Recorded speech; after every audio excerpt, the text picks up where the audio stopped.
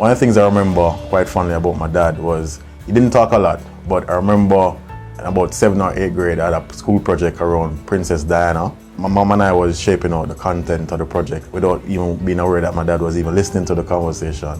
When he came home, he brought home a whole stockpile of Princess Diana magazines. So I really like that about my father. He's always listening to whatever is happening in the house. I can remember when I was smaller in primary school, I had an embarrassing moment. The first person I could think of to call was my father. And he ensured that he took care of me.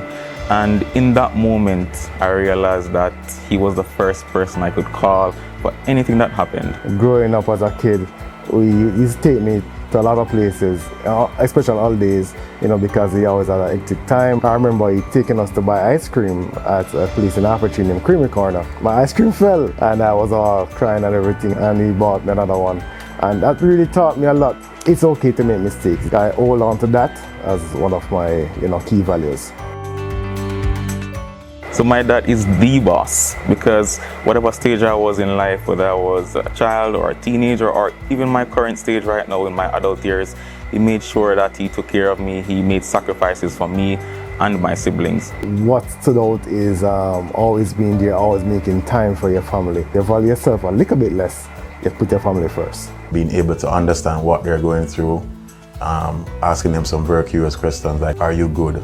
I don't know what that means, because it can mean many things, but he was always asking us, are you good? He put me first. He ensured that we were always taken care of, and he supports me in whatever I do.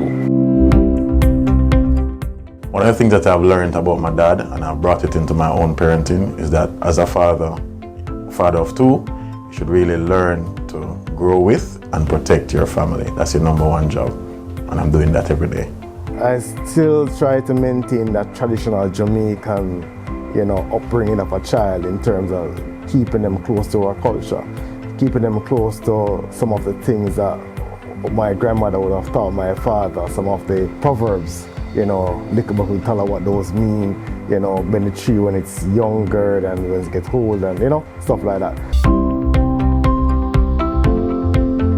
As a young man growing up, don't be too hasty in becoming a father because of stigmatism, right? Take your time, build a foundation, build something strong so your child can hang on to something that's more sustainable. Today, I am a father of 3, and I still call my father for advice. We still talk on a daily basis. So it's Father's Day, so I want first and foremost big up my dad, Clive, big up yourself.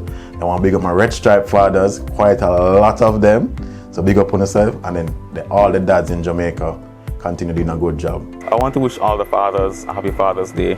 Thank you for what you're doing. Thank you for supporting your children. Thank you for supporting me.